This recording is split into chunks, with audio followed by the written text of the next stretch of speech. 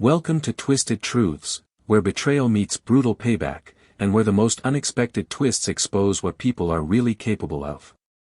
This story isn't just shocking, it's personal. My name is Paul Mason. I'm 38 years old and live in Seattle now, where I've built my real estate firm from the ground up, brick by emotional brick. But if you asked anyone in Franklin, Pennsylvania, where I'm from, they wouldn't have expected much of me. Not after the way I was treated. To understand how I got here, you'd have to go back to the late 80s, to that old creaking house on Woodlawn Avenue, where my mother's laughter once danced through the halls, and my father's booming voice commanded respect. My mother, Mary Ann, was everything to me. She was warmth. She was magic.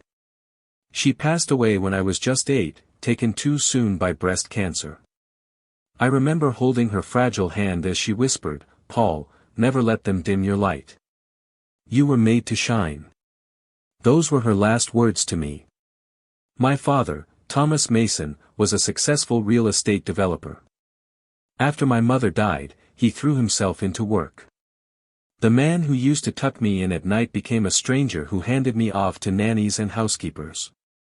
And then, Vivian came into our lives. I was 10 when he introduced her at a dinner I was never invited to. Vivian had icy blue eyes and a voice that could slice through glass. She had 2 kids, Clara and Josh, from a previous marriage. The moment they moved in, it was like someone had changed the locks on my childhood. Vivian was all smiles in front of my father, but behind closed doors, she made it clear I was a guest in my own home. She changed everything, my room, the family traditions, even the way my father looked at me. Suddenly, Clara's piano recital mattered more than my science fair. Josh's football games earned applause, while my debate trophies gathered dust in a box. By the time I turned 16, I barely recognized my own life. My father seemed happy, so I stayed quiet. But inside, I was drowning. One day, I found a folded letter in the trash, addressed to me. It was from my grandfather, my mother's father. Vivian had torn it open, marked it, returned to sender, and tossed it like garbage. I don't think she ever told my dad. I learned not to expect kindness. Still, I worked hard. Straight A's, scholarships. I went to college out of state, never looked back. Every call from home was filtered through Vivian. "Your father's busy," she'd say. "He trusts you're doing fine." He never visited me. Not once. And after I graduated, I got a job, then built my business, on my own terms. Over the years, I sent emails, birthday cards. They went unanswered. Then, one spring morning, I got a voicemail from an unknown number. "Paul, it's your father. I'm not well. I'd like to see you." Those were the last words I ever heard from him.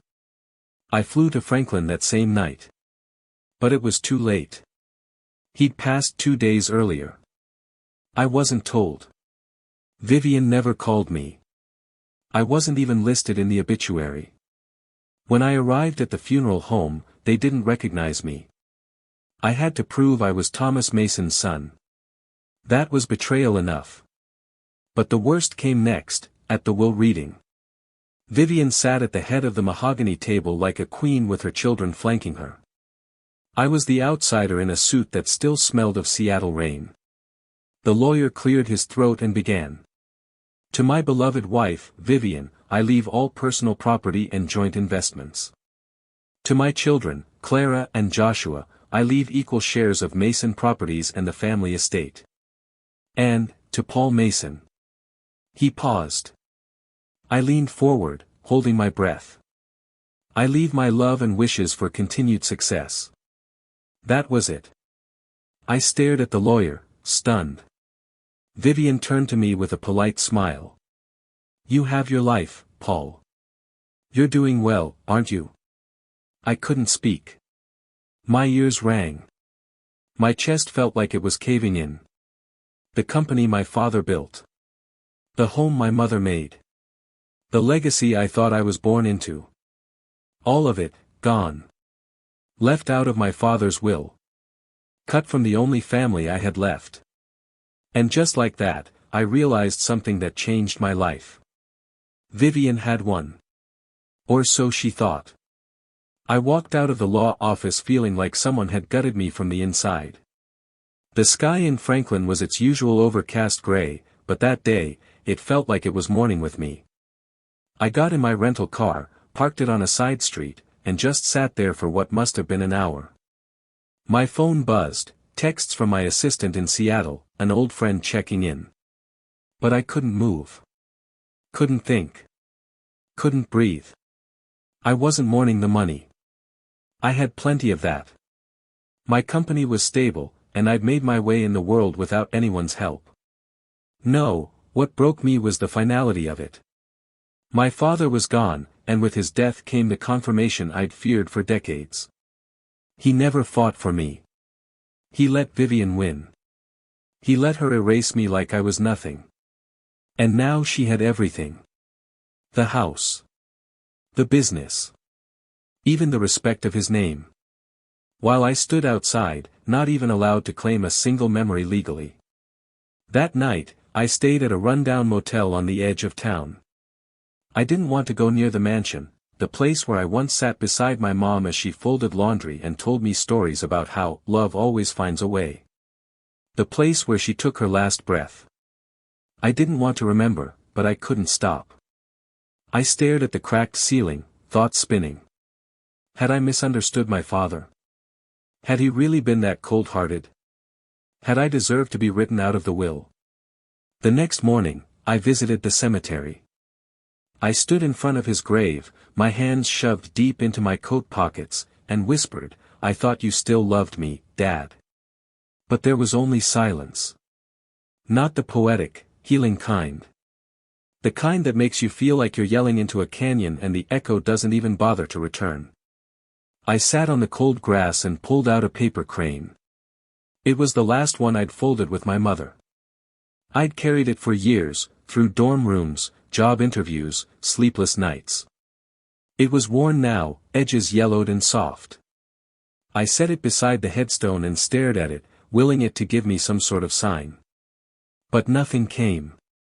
That afternoon, I tried to drive back to the airport. I couldn't. My hands were shaking too hard. I stopped at a gas station to collect myself, bought a bottle of water, and sat on the curb, head in my hands. I don't know how long I stayed there, but at some point, a woman's voice jolted me out of my spiral. "Paul Mason." I looked up. She was middle-aged, wearing scrubs and a tired smile. Her eyes were kind but wary. "I'm sorry to bother you. I'm Sharon. I was your father's nurse these last few months." I stood, stunned. "You knew my dad." "I was with him near the end. I tried to contact you, but..." Vivian made it difficult. My heart slammed against my ribs. "What do you mean?" She looked around, lowered her voice. "He asked me to give you something. He said if Vivian found out, she'd destroy it. I couldn't risk handing it over at the funeral." She reached into her purse and handed me a sealed manila envelope. "He said, give this to my son. My real son. The one I failed." I took the envelope, my hands trembling. "What's in it?" I asked, afraid of the answer. She shook her head. I didn't look. But I think it's the truth he couldn't say out loud. I watched her walk away, each step echoing like a drumbeat in my chest. Back at the motel, I sat on the edge of the bed and stared at the envelope. My hands wouldn't open it. I was terrified of what it might say, terrified it might be more rejection. Or worse, an apology that came too late to mean anything. But eventually, I tore it open. Inside was a handwritten letter, and another will. My eyes scanned the first few lines and my heart stopped. "Paul. If you're reading this, then I'm gone. And I know I've failed you. I let pain and guilt cloud my judgment. I let someone I thought I loved erase my only son. But I never stopped thinking about you. Never stopped loving you. I let Vivian manipulate me. She lied to me. Said you wanted nothing to do with me. That you were only interested in my money. I believed her, and that's my shame to carry. But I started to see through it before the end. And that's why I wrote this, the real will. I want you to have everything. Not just because you're my son. But because you earned it. You've lived with integrity. You built your life from nothing. You're the future of this name. I only hope it's not too late for you to forgive me. Dad. My hands were shaking so hard, I could barely hold the pen as I wrote down my thoughts after reading it. The paper beneath me blurred with tears I hadn't even realized were falling. It was real. A notarized, signed will, dated just 3 weeks before his death. He left me the estate. He left me the controlling shares of Mason Properties. He left me, the truth. But this wasn't just a will. This was a weapon. A final act of redemption from a father who finally opened his eyes before it was too late.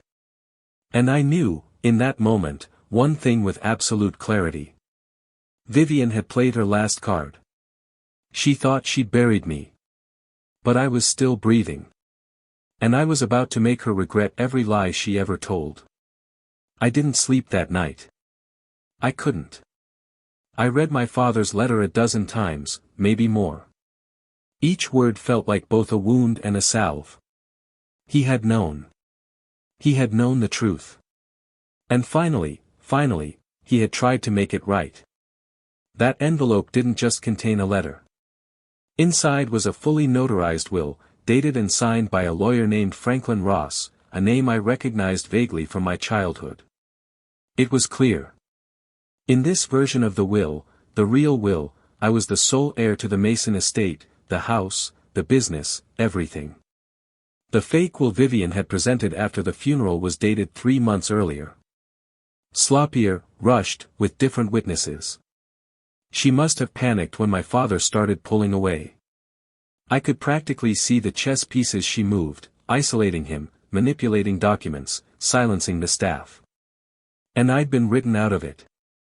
Not because of my father, but because of her. But now. The truth was in my hands. Tangible.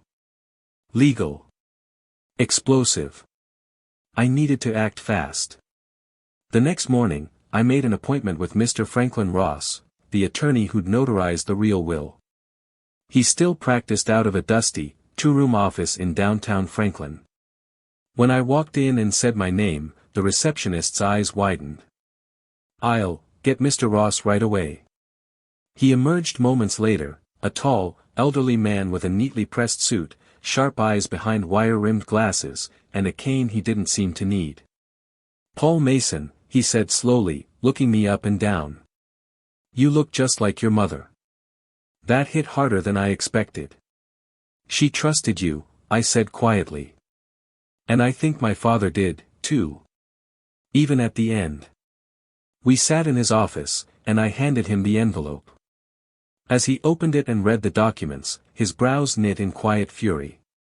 "I notarized this," he said. "Thomas came to me, against Vivian's wishes. Said he wanted to make things right before he passed. We drafted this together. He was clear. Everything was to go to you. So, what happens now?" "Well," Ross said, setting down the papers. "Vivian's will is invalid. If she's filed it, she's committed fraud, possibly with intent to deceive a probate court. If she's sold assets or transferred anything, that's criminal." I stared at him, heat rising behind my eyes. "She did it all," I said. "She stole everything. She told me at the funeral, my name wasn't even in the will." She was gloating. Mr. Ross leaned back, steepling his fingers. "She's in for a rude awakening." I exhaled, half relief, half fury. "I don't just want what's mine," I said. "I want her exposed. I want the whole town to know what she did to me. To my father." "And you will," he said. "But be smart. We'll file the real will, stop the probate on the fake one, and notify the courts immediately. But Paul. Yes. If Vivian did all this, she won't go down without a fight. Good. I thought. Let her fight. I walked out of that office with a folder in my hand and fire in my blood. I wasn't going to just reclaim what was mine. I was going to burn her lies to the ground. The first thing I did was drive to the old family estate. It hadn't changed, still sat behind its iron gate like a queen on a throne. But this time, I didn't stare at it like a boy looking through the glass. I walked up the driveway and rang the bell. Vivian answered in a silk robe with a smug little smirk. Well, well, she said.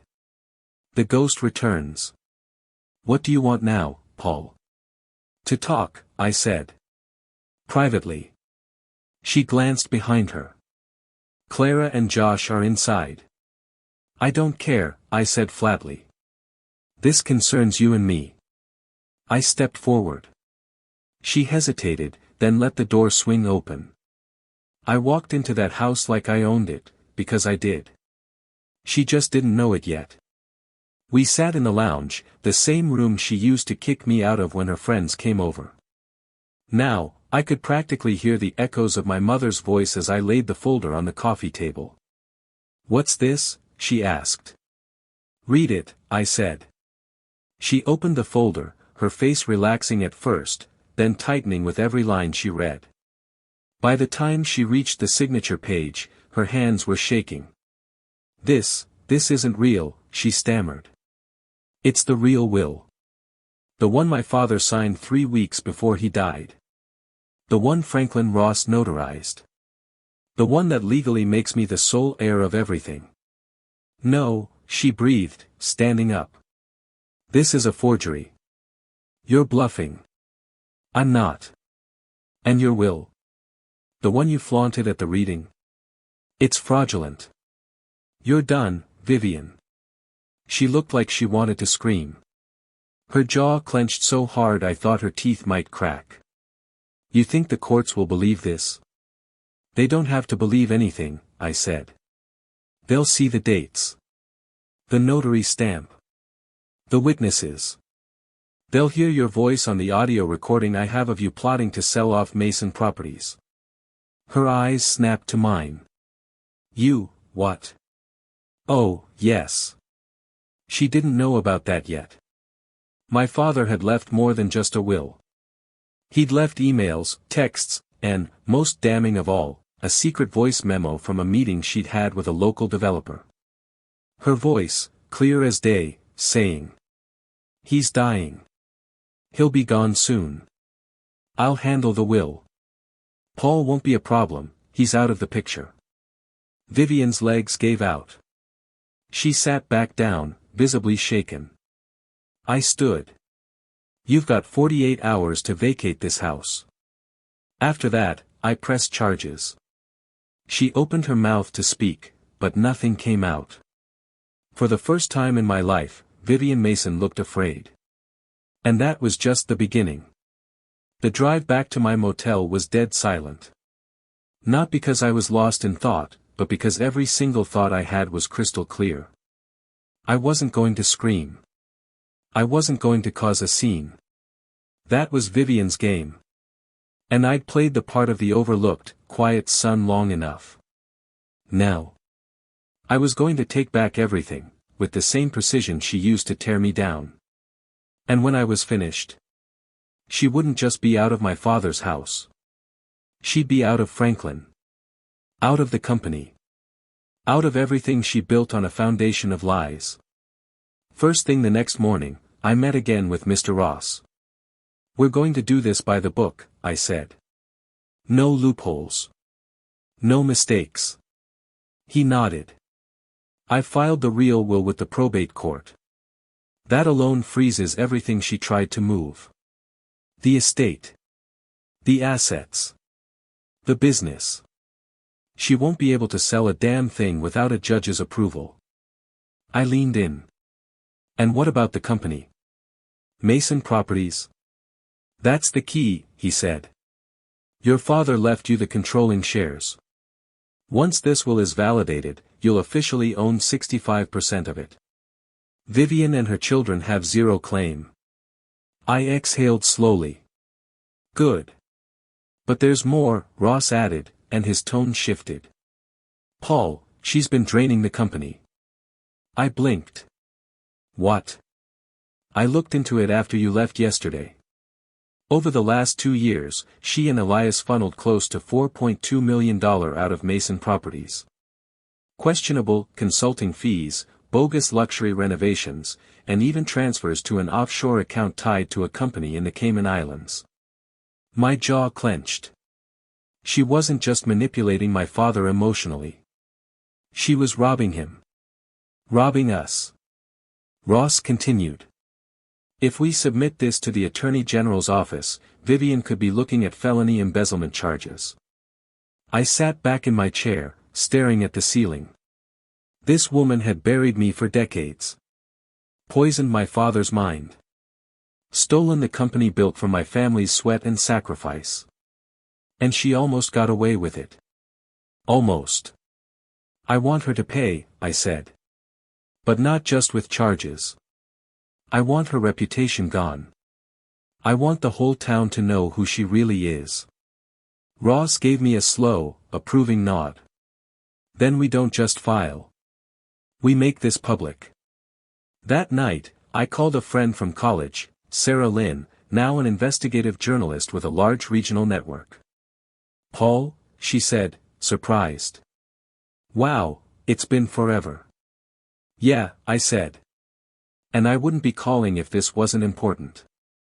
I laid it all out, the fake will, the forged signatures, the recordings, the offshore account, the embezzlement trail, everything. By the time I was done, she was silent. Paul, this is explosive. I know. And you have proof. I'll send everything, I said.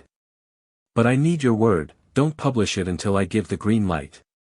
You're not just going after her legally, she said. You want to destroy her publicly. She destroyed my life, I said.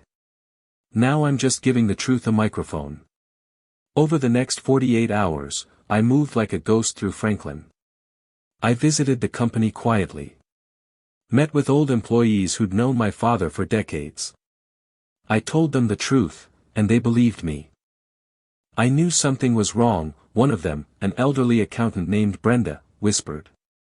Vivian shut out all the old-timers. Wouldn't even let us speak to Thomas without her present. I nodded. That ends now. Word spread fast. I contacted the board of directors. I submitted the real will. I scheduled a special shareholders meeting for the following Monday. It would be the day I took back Mason Properties, and fired every last person who stood beside Vivian. The night before the meeting, I couldn't sleep. I sat at the desk in my motel room, staring at an old photo of my father. He was holding me at age 5, my mother laughing behind us. There was so much I'd never get to say to him. So much time we lost. But maybe, just maybe, I could still honor him. Rebuild what he let slip away. My phone buzzed. A text from Sarah. Story ready. Title, Stepmother cut son from will, until secret recording flipped everything. You say when? I stared at the screen. Not yet. Not until they saw my face at that boardroom table. Not until Vivian heard the words "you're fired" from the son she tried to erase. Monday morning in Franklin was cold and damp, the kind of day where the sky presses down on the town like it's warning everyone to stay inside. But I wasn't hiding anymore. I put on a charcoal gray suit, adjusted the silver tie pin my mother gave me before she passed, and walked out of the motel with purpose. This wasn't about revenge anymore.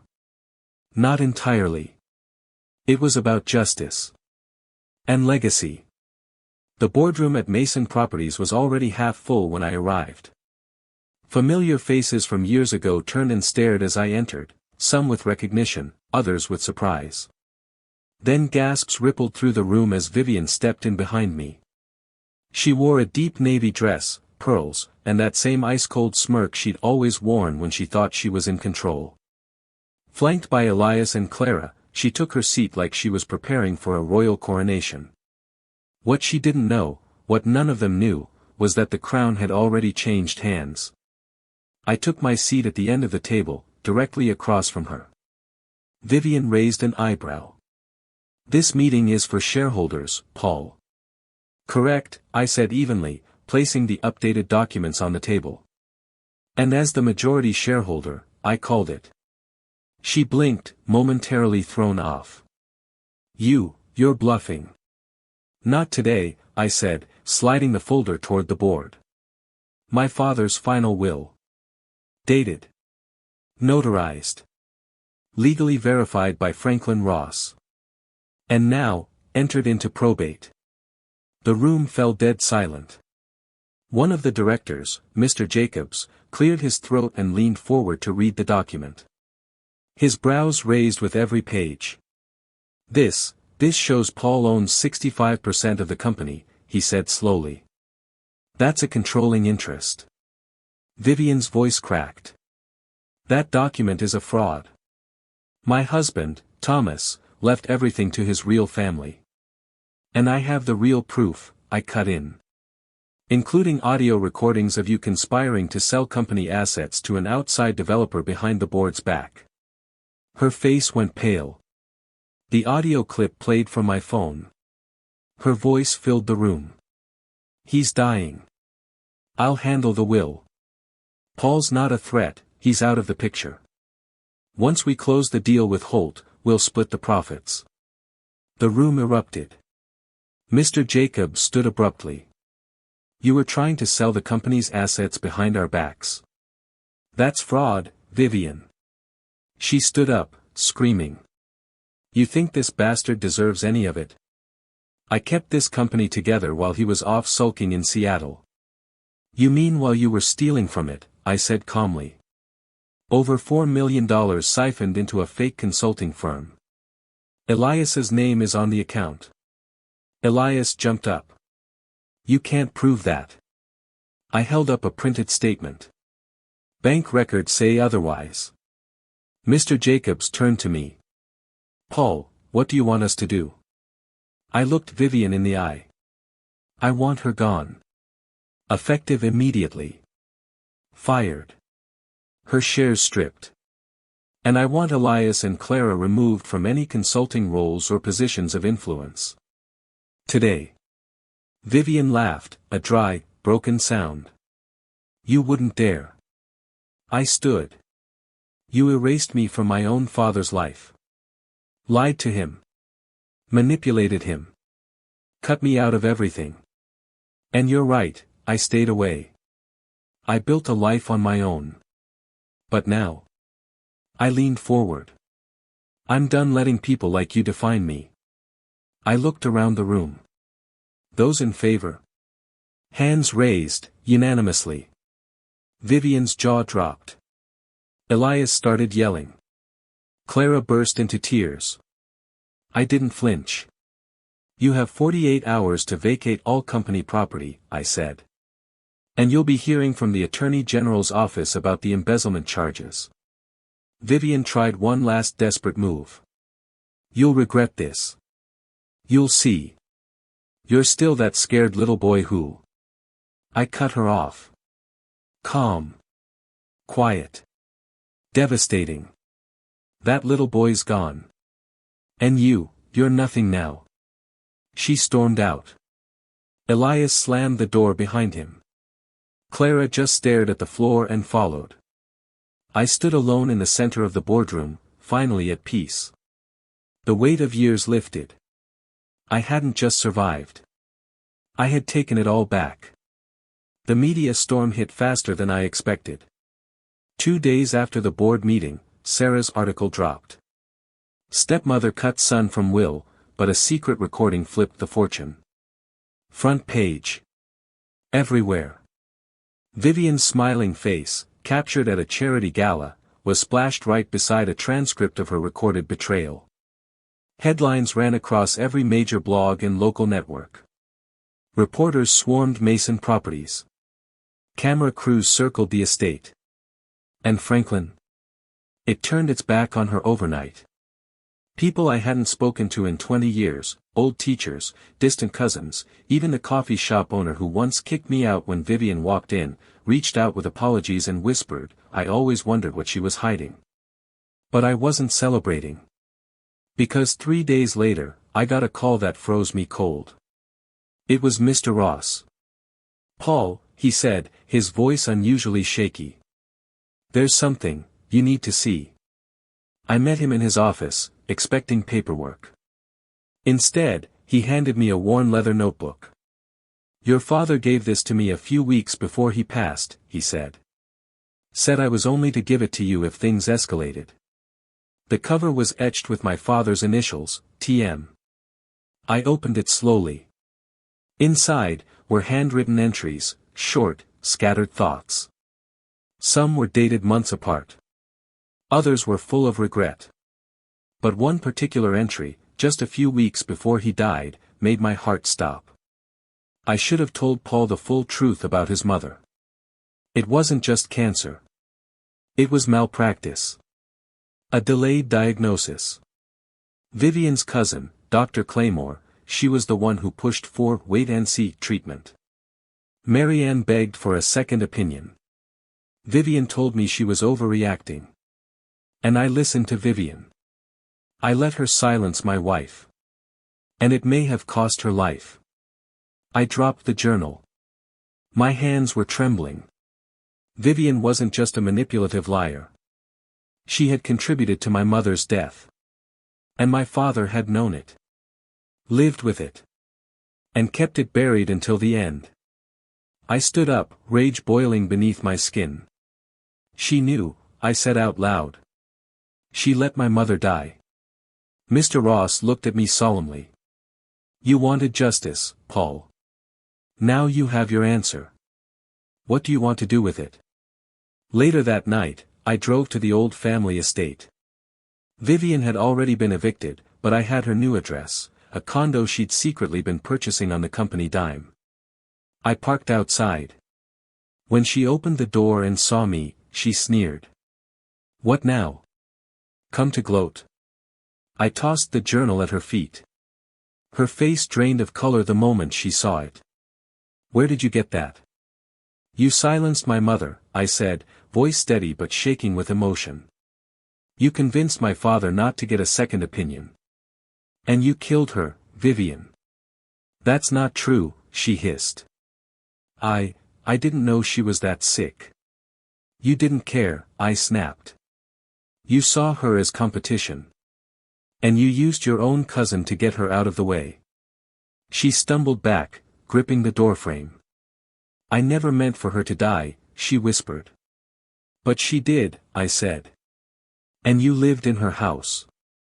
Slept in her bed. Raised your children in a lie while you stripped everything she built from her only son. Vivian said nothing. I came here to tell you this, Vivian. Not for revenge. But for truth. I stepped forward, locking eyes with her. You're going to sign a statement. Admitting to every dollar you stole. Every lie you told. And if you don't. I pulled out my phone, showing her a scanned image of the journal, already uploaded to a secure folder. This goes to every media outlet. Every investor. Every court in this country. She didn't even argue. Her hands shook as she took the pen. The next day, we filed the statement. She admitted to financial fraud, misrepresentation of the will, and undisclosed medical conflicts of interest surrounding my mother's case. Elias and Clara. They vanished from Franklin almost overnight, shamed and broke. Vivian. She was barred from corporate leadership for life, stripped of all Mason Properties stock, and left to face a lawsuit that would drain her for years to come. And yet, the twist that cut deepest wasn't legal. It wasn't financial. It was knowing my father had carried that secret. That guilt. For so long. And he never told me in time to say, I forgive you. The day the last document was signed, the one that officially handed over all of Mason Properties, the estate, and the remaining assets, I didn't feel triumphant. I felt still. Not empty, not joyful. Just, still. Because revenge doesn't always roar. Sometimes it whispers. And when it's over, what remains isn't victory. It's clarity. Vivian's confession was submitted to the authorities and filed in court. Her name became a stain in the Franklin business community. She sold her car, her jewelry, even tried to liquidate a condo in Florida, but the liens hit fast. Everything she'd stolen was used to pay restitution. Elias and Clara were ghosts now, shamed by public disgrace and a name that no longer opened doors but closed them. And I walked into my father's old office at Mason Properties for the first time in 15 years. It still smelled of old leather and pine. His desk, still solid. His chair, still high-backed and waiting. The wall behind it still held the old photo of him, younger, standing in front of the first house he ever built. I stood in that room and whispered, "You were wrong, Dad. But you tried to make it right." I took the photo off the wall and replaced it with one of my mother, holding me in the backyard, sunlight dancing through her hair. This company. From now on, it would carry her name, not Vivian's shadow. 6 months later, Mason Properties had completely rebranded. We launched a series of affordable housing initiatives throughout Pennsylvania and the Pacific Northwest, projects rooted in accessibility, sustainability, and healing. We opened a Mary Ann Mason Community Center in Franklin, inside the very estate that once made me feel like a stranger. It now served as a hub for single mothers, local students, and survivors of domestic and emotional abuse. And every year, on the anniversary of my mother's passing, we hosted a Remembrance Day, not for grief, but for resilience. I never saw Vivian again. Her lawyer sent letters. Begged for leniency in the lawsuit. Said she was sick. That she had nothing left. I told them I wasn't seeking jail time. But I also wasn't offering mercy. Because some debts can't be paid in dollars. And some forgiveness comes too late. One rainy evening, I walked through the now renovated garden behind the community center. The same place I used to hide from Vivian's voice and my father's absence. I reached the tree where my mother used to read to me. Beneath it, I'd placed a bronze paper crane, a small, simple sculpture I'd commissioned from a local artist. It was engraved with a single phrase. "You are not what they tried to take from you." I stood there for a long time, no thoughts, just rain on my face and peace in my chest. Because I had finally become the man my mother believed I could be. Not in spite of the betrayal. But because I refused to let it define me. In the end, truth has a way of surfacing, even if it comes twisted through pain and betrayal. As one wise voice once said, sometimes your greatest enemy was once your closest ally. If this story struck a chord with you, let us know in the comments. And don't forget to subscribe, share, and spread the word, because justice deserves to be heard.